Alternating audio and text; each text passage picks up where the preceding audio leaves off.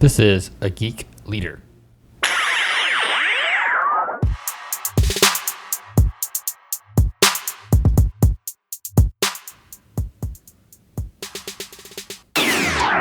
Hey guys, welcome to episode 143 of Geek Leader Podcast, and I'm your host, John Rauda, and today's episode is brought to you by Private Internet Access. And if you haven't used Private Internet Access, then you're probably not surfing the web securely. I use Private Internet Access whenever I'm connecting from my home to do anything, whenever I travel especially. I remember a couple years ago I went to a conference, and as soon as I connected to the hotel Wi-Fi, my endpoint protection was like pinging me that I was not secure, that I was getting attacked by different folks. So I immediately opened up Private Internet Access, connected to my VPN, and all that went away. Private Internet Access is an encryption service. It encrypts all your traffic going in and out. You can also choose different geolocations. So if I'm testing something, I make a change and my DNS servers are caching in my area, I can hop on over and log in California and then test it and say, oh, okay, DNS here, doesn't have the cache that I had before, so I can see the changes that I've made accurately, and it makes things so much easier and so much better. And you can try Private Internet Access for just $3 a month. Seriously, $3.33 a month is what it's starting at. You just visit geekleader.com/VPN. Again, that's geekleader.com/VPN. All right, Geek Leaders, today on the show, we've got Dan Mulroy. He is the CEO of 373 Leadership. And he spent 14 years as a Navy SEAL serving our country. So before we say anything else, Dan, thank you for your service. I appreciate it so much. Military service means a lot to me and my family. So definitely thank you for that. Thank you for everything you've done. And welcome to the show. John, thank you for that. And excited to be here. And thanks for having me on. Yeah. Tell the audience a little bit about kind of your path. I don't know if it started out kind of in the Navy and then moved that way or moved up into leadership, but how did you get interested in leadership, and what has your career been like from the beginning? Yeah, so my career from the beginning, like you said, I spent 14 years in the military and as a Navy SEAL. And when I got out of the military, I was looking for what I was going to do next. And I found myself in a fintech startup in New York as kind of a VP of ops. And that was my first introduction to really tech. I was acting as a product manager. I had no idea what I was doing, which is why that company ended up failing, I think, partially part of that. But really, that was my first introduction to leadership and managing people on the outside of the military. I've done plenty of it in the military in teams from 5 people to upwards of around 125 people. But it's different on the outside, or at least I thought it was. And so that was my first introduction. And so my path from kind of that and that company failing to where I am today, where I call myself a leadership and business coach, really I started off kind of looking for my next position, and I found myself working in a couple of startups as a kind of a contracted VP of operations. And one of those really ended up, what they really needed was somebody to help them professionalize. As they were growing, there were about 20 employees, and they throughout that first year they grew to 75 people. They're a CPG company.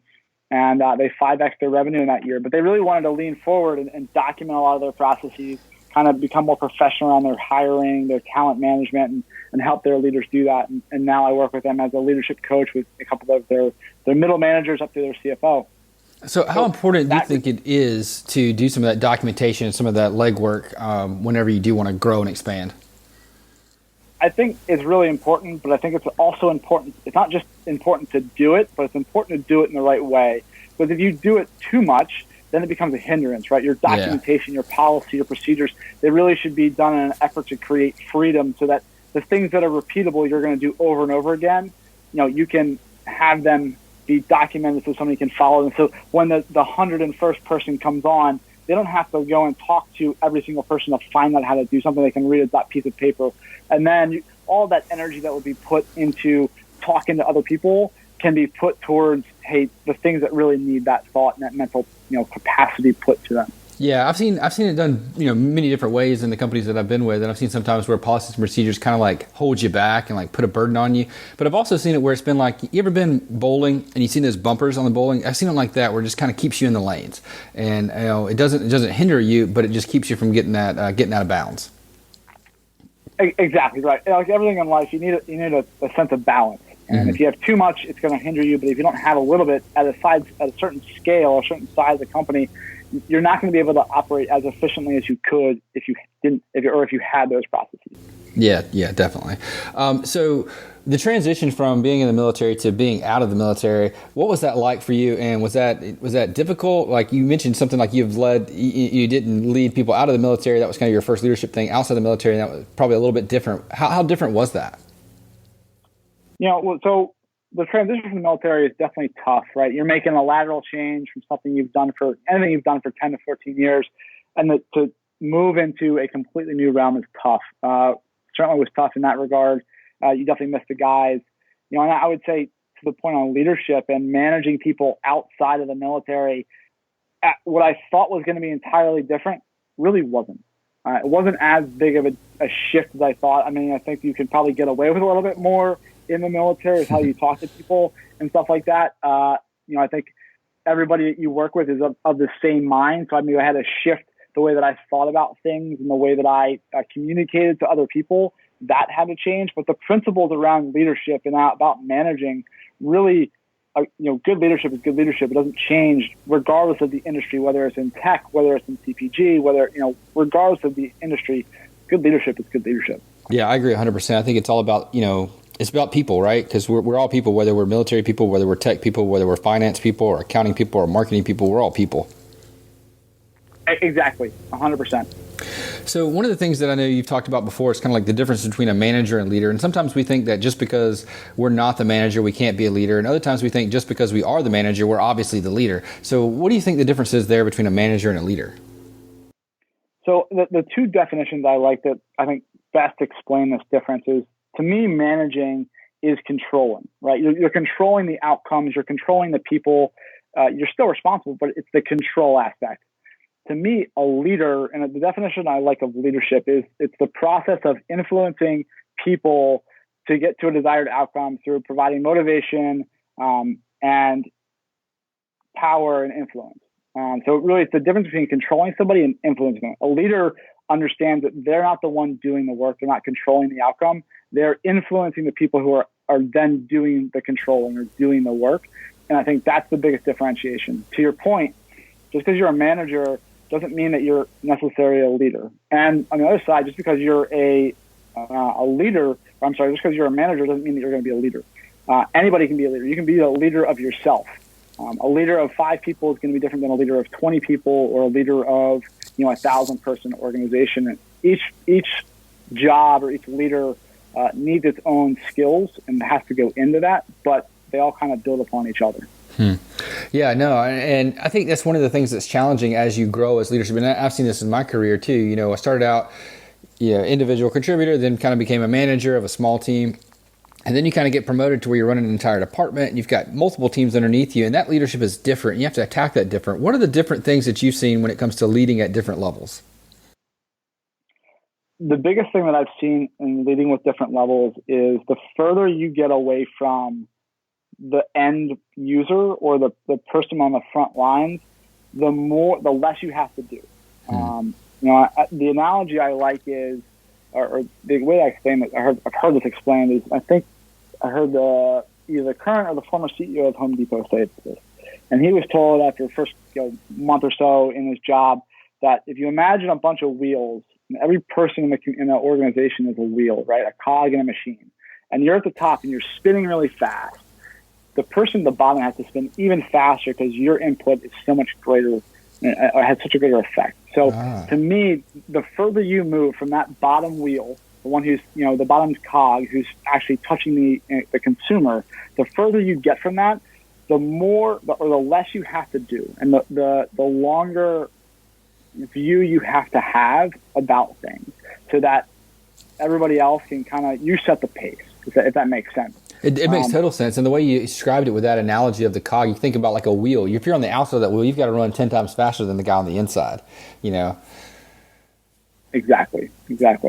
Yeah, that makes perfect sense. So, it's really hard though when you come from being an individual contributor where you felt like you were running really fast to now you're managing teams within teams and you feel like things slow down. How is a leader going to work with their mindset or work with their team to not feel that slowdown? I don't even think that leaders get concerned with the slowdown. I think they have to accept they have to lose control. And, the concept of losing that control of like, you are the person doing X, right? Well, now you're not the person doing X. Somebody else is below you is doing X, and you have to help them do X. But you have to step out and accept that you can't control this outcome, and you almost have to you do have to be okay with they may screw it up, they may fail, but as a leader, you have to allow them to experience that failure or experience doing it without you holding their hand, so that once they've done it once, twice, 3 times, you can walk away and it's getting done in the background. And because you're further away, you don't just have one of those people doing that. You have 5, you have 10 people, right? You can't be everywhere at every moment. So you have to accept that you have to lose a little bit of control of the one thing, so that you can almost gain oversight or a better understanding of the 10 things, and you'll actually do more by doing that. That's, I think, that's harder for leaders to do than actually the slowdown. Yeah, absolutely. And I know when I first became a manager, the hardest thing for me to do was to get out of the code. I'm so used to writing code, and I always thought my way of writing code was better than everybody else's, and just letting go and letting someone else do it their way was by far the hardest. And I think the thing that resonated with me whenever I was getting some a mentor kind of helping me out was when he said, you don't scale. Just one person doing something cannot scale. If you want a team to grow and a business to be successful, you've got to be able to scale. And the only way to do that is to let someone else do the work that you're doing right now. Exactly. And as a leader, you have to look, hey, how do you look a week down the road, a month down, a year down the road, and realize, what can I do today to make this team as effective and efficient and able to operate on their own in a month from now, in 6 months from now? Not how can I do their job for them today. It's not going to be scalable, to your point. Yeah, absolutely. You got to think down the road, because that's one of the, I guess, the narrow-minded things that you kind of get it when you first become a manager or a leader. You're always thinking like, what about today and tomorrow, and not worrying about the things you probably should be, because the higher up you go in the organization, the further your vision's got to be out. You think about climbing a ladder. The higher you are on that ladder, the further out you can see. And the person below you doesn't have that viewpoint, that advantage of being able to see as far out because they're not high enough up. Absolutely. Every step up the ladder has a different viewpoint. And in addition, I think organizations don't do a good job of promoting leaders. They do a really good job of promoting the person who's good at their current job, but that doesn't mean, or it's not indicative of they're going to be good at their next role, which is most likely a leadership or a managerial role, right? So we don't do things, we don't train young people to be leaders, and because we never give them opportunities to test their leadership skills, we never get an environment to evaluate their leadership or managerial skills. So when we go to promote them, all we have is their ability, to code. So we're going to, promote somebody who's good at that job, and then put them in their managerial role, and they got to figure out or sink or swim. And I think organizations can do a lot better job by exposing, young developers to leadership roles, have them run something, you run a project for a time, see how they do, and then evaluate them on how they led that role, and then promote based on that.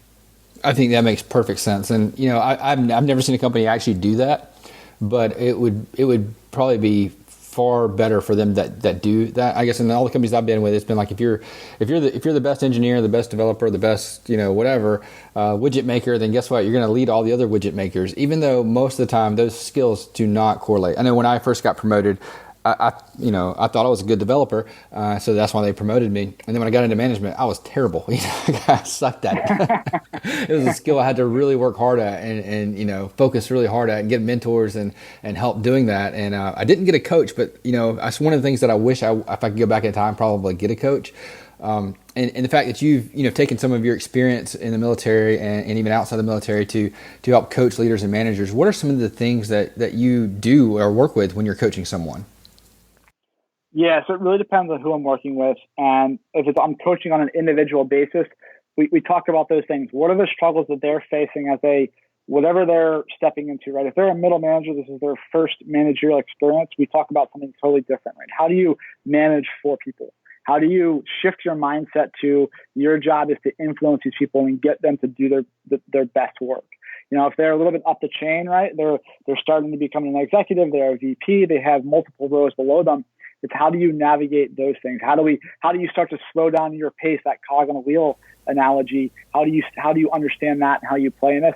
How do you start to extend the horizon you're staring at to get a longer view of things? And then if I'm coaching or working with an organization or a team, a lot of it comes down to the same topics, but around the processes. How do we look at their talent management process from, as you look down the road, how are you building out your people? How are you recruiting them? How are you hiring them? How are you onboarding them? How are you working to make them as productive as possible, as short as possible, and by changing your onboarding up? And then how do you look at promotion? How are you, looking at your future leaders, giving them the skills they need, and then evaluating on them so that in that 6 months, in a year from now, you're running at a full head of steam, and you have those people for those next positions you can promote from inside. So do you think it's so if I was hiring a new manager for a position, would you feel like, I haven't done any of the things that you suggested that I should do for my team as far as giving them opportunities to help out, because I'm just hearing this, and I needed to hire a new manager. Should I look for someone outside who's had that leadership skills that maybe not hasn't worked in our industry or in our business line exactly, but similar, but they have those same they have the leadership skills I'm looking for? Or should I look for someone internally that does know the business, but maybe doesn't have those leadership skills and try to build them up? Or what is the best approach? It's really difficult sometimes when you're trying to hire to figure out what's the best approach. It is really tough. I think you can't go wrong with promoting them from inside and then finding someone who's I'll use the term coachable because I'm a coach, but someone who's coachable. That just means somebody who's willing to learn, willing to, face their own mistakes and improve upon them. I think if you get somebody like that who's on the inside and you can promote them, I think that's your best bet. Now, I say that, but I'm not going to discount bringing someone else from outside in who has a different way of looking at problems. You can't totally discount that. I think you have to look at your organization, and I think you need to recruit from all avenues and pick the best candidate on a case-by-case basis. I don't think you can say, hey, we're always going to promote from inside or always going to take from outside, because you're going to miss the best possible candidate, possibly. Yeah, absolutely. No, I think that's a really good answer to a tough question, because it's one of those things where every situation is a little bit different, and it's a little bit harder to figure out, what should I do in a hiring situation. Coming from the military, have you seen issues or any transition problems with other folks moving over? Because I know we talked to John Allen a while back. He was a Navy SEAL, started a company called Elite Meat to help folks make that transition. Is that something you see that's a difficulty issue, and what can maybe people in our community do to help that out? Yeah, so I know John, and I was definitely a user of Elite Meat. They were instrumental in me finding my first couple positions, actually my first couple clients as a coach. And I think transition is really tough, especially for military members, because there's not a lot of support out there. There's actually, I should say there's too much support out there, right? There's like 25,000 organizations that help veterans transition. But there's not a lot of good places. There's no way to find them all, right? There's no directory where you go and like, I need X, so let me find that. Yeah.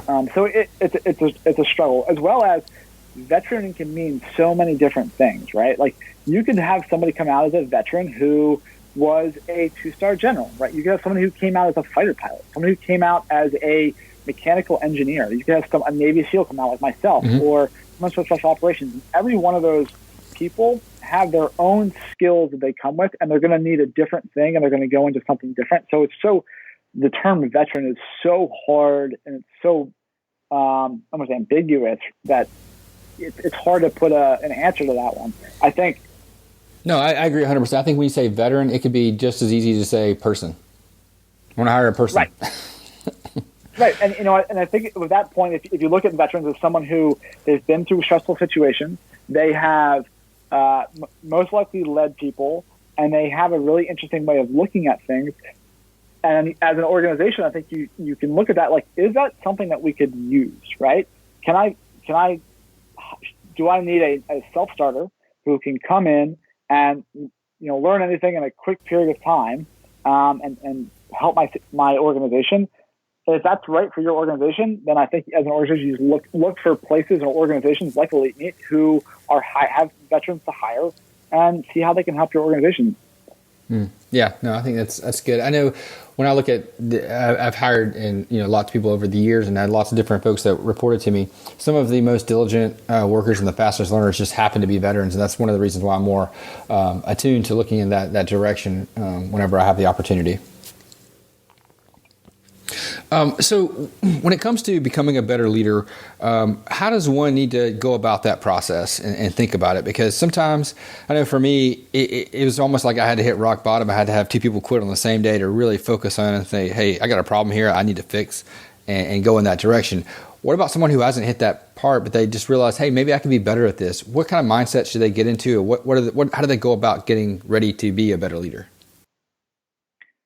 Yeah, I think to become a better leader, you have to gain a little bit of sense of humility and accept that if you're new to this, or whether you're new to this or whether you've been doing it for 10 years, you're never going to get it right. And every single person that's going to work for you is different. So I think if you fall back upon that your job is to influence people or help them do their job, it's how can you figure out how best to do that? How can you have the conversations with your team to see what they need? And then also, how can you change your perspective to what are the other options you have out there? Whether it's reading books, whether it's listening to podcasts like this one, whether you want to hire a coach, whatever that may be. There's so many resources out there that provide different ways of thinking about things and different ways of changing your perspective. But the bottom line, I think, comes down to is to have a sense of humility, accept that you don't know what you're doing, and figure it out and be honest about that, right? As a new leader, if you come in, it's like, hey, I don't know what I'm doing. I'm going to figure it out, and I'm going to promise you that I'm going to make mistakes, but I'm going to learn from those mistakes. And over time, I'm going to get better at this. I think anybody who works for you will respect that. And honestly, anybody who doesn't respect that, you probably don't want working for you anyways. So I think just take that sense of humility and run with it and just try to constantly improve. Yeah, I think that's one thing at least me being, when I was a new manager at the time, I didn't want people to know that I didn't know. I was fearful of what they would think. Being new, you almost feel like you have to prove something. And what I found out the hard way is that's the absolute wrong way to go. You're absolutely right. You've got to be humble. Right. If everybody else sees that you don't know what you're doing way before you realize it yourself. Mm-hmm. So you might as well be honest about it and ask for feedback. Ask for feedback from your team. What can I do better? It's not all going to be good answers, but hey, if you get one good answer out of every 10 bad ones and you make the decision to fix it, you're going to be in a better place down the road. Yeah, absolutely. I think the asking for feedback is also, kind of difficult. Sometimes you don't want to hear that bad news. You want to hear the things you have to fix. No. We're all human. Nobody wants to do it. Yeah, exactly. So, just a curious thing, totally different subject, I guess. But why is it you decided to get out of the military? What was that life choice or transition period for you? What was that like? Yeah, so the decision for me, I met my wife. We wanted to start a family. I traveled 220 days a year or something like that, and it just wasn't conducive for raising a family. At the same time, I was diagnosed with cancer, so the combination of things made me decide to get out of the military and pursue something different. I wanted to. The war was over. We weren't really pursuing anything over in Afghanistan anymore. It's kind of changed now, but for me, I wanted to step into a different arena. I wanted to test my skills somewhere else, and I didn't want to be a one-trick pony, I guess you could say. And so that combined with wanting to raise a family and be home more led me to get out. Yeah, no, I think that was a good choice. Everything okay with the cancer? Yeah, if I should leave with that, huh? No, everything's good. I'm about 2.5 years post-op, so I was fortunate enough that we caught it early. I had tongue cancer, so I didn't need chemo or radiation because it was still stage 1. So I feel incredibly fortunate because of that. And honestly, sometimes I feel like I can't even say that I had cancer because there's so many people out there who deal with something way more serious than what I had to deal with. Yeah. And cancer is almost like, just all over the place. It could be anything, but it's always one of those things that, scares you and you need to pay attention to it and take care of it early if you can. So yeah, you're fortunate for sure. Yeah, it gave me a really good lesson because honestly, like at the end of my career as a Navy SEAL, you get a little full of yourself, or you forget all the lessons you had to learn as a young Navy SEAL going through selection courses of how to be resilient in those things. And for lack of a better term, I got punched in the face with this with this diagnosis, and it forced me to gain a sense of humility again and relearn some of the lessons that I had kind of forgotten. And so through that, I think I'm in a better place now because of it. Yeah, for sure. I know. Like when you think about Navy SEALs, you always think about, the tough guys that nothing can get to them. And then when something like that happens, that does kind of get to you a little bit. I guess it's eye opening. Absolutely. Yeah.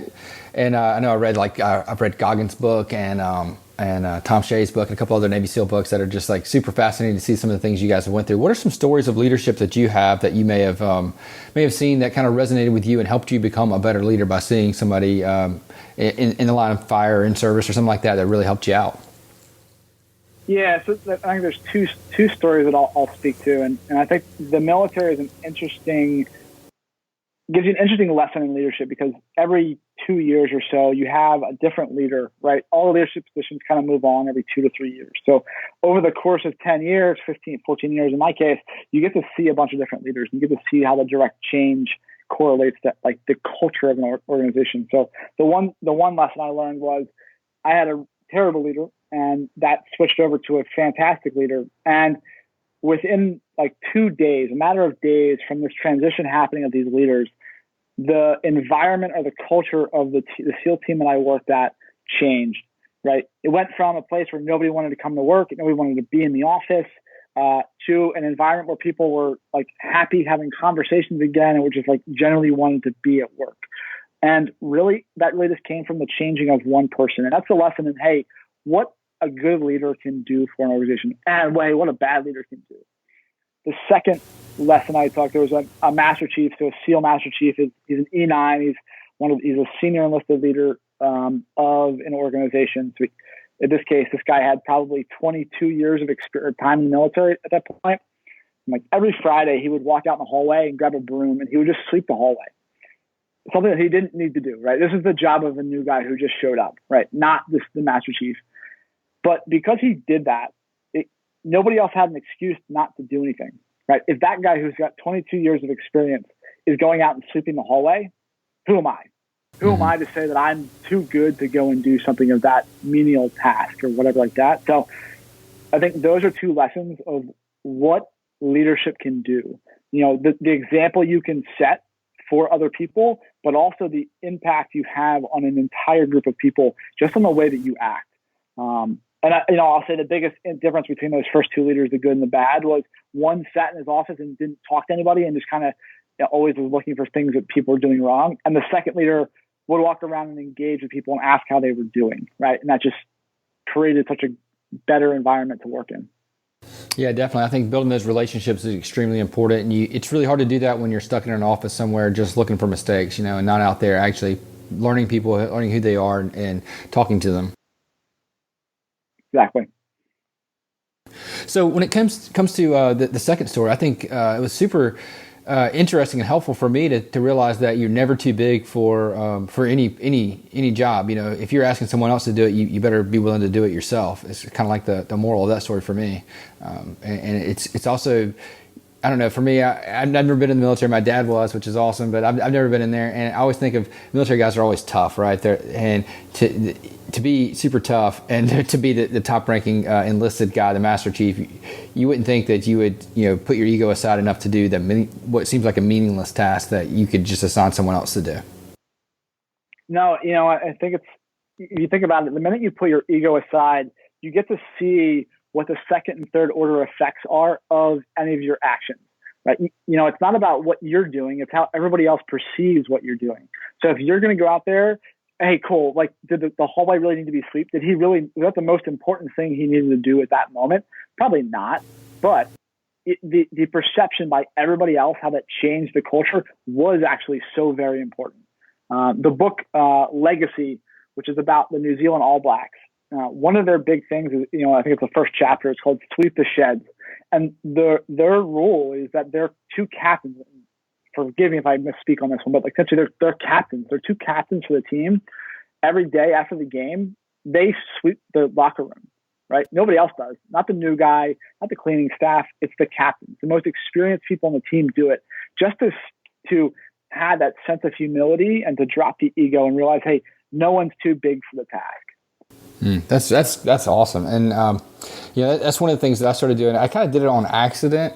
Probably a couple years ago, I started having what I call my Fun Day Friday, where because for me, doing the strategic planning, the project management work, the thinking ahead is hard work, and it's not as fun as being able to like work on technology, like work on computers or fixing stuff. So what I call my Fun Friday is I go out there and I take I'm doing something physical. I'm going to go out either, a couple months ago, I cleaned out the entire storage room, got rid of all the old PCs that we had, stored away, cleaned out some of the cabinets, and what I've noticed is as I start doing stuff like that, other people start cleaning up their areas too. And they start taking care of things that they kind of put away to the side. And, at first I thought, well, maybe they're bored too and they want to, do something. But I think it was that they saw me doing tasks that, was probably what some people would say beneath you or beneath the leader, but they saw the leader getting out there doing it because it's something that needed to be done. But for me, it was also fun. Sometimes I wanted to not think about the strategy of our department or what we're going to be doing in 2020 and 2021, 2022, but I want to think about nothing and just work. It's amazing how enjoyable just manual labor can be sometimes, especially when you're stuck behind a desk. Absolutely. It goes back to the old adage about kids, right? Do as I say, not what I do.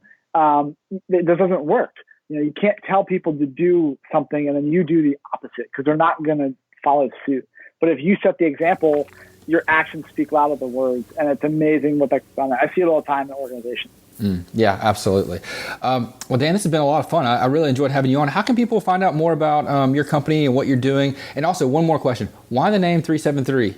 Yeah, it's a bit out there. I generally get asked if it's a building or something like that. No, so where 373 comes from is my general thought is that, as we walk down the path, right, when people are doing things, they're not 90 degrees off of where they want to be, right? We're not walking in a totally different direction than where we intend to be going. We're actually probably just a few degrees off, left or right from our bearing or our true north. And, if you think about it, if you walk from LA to Baltimore and you're 1 degree off, you'll end up in DC or vice versa.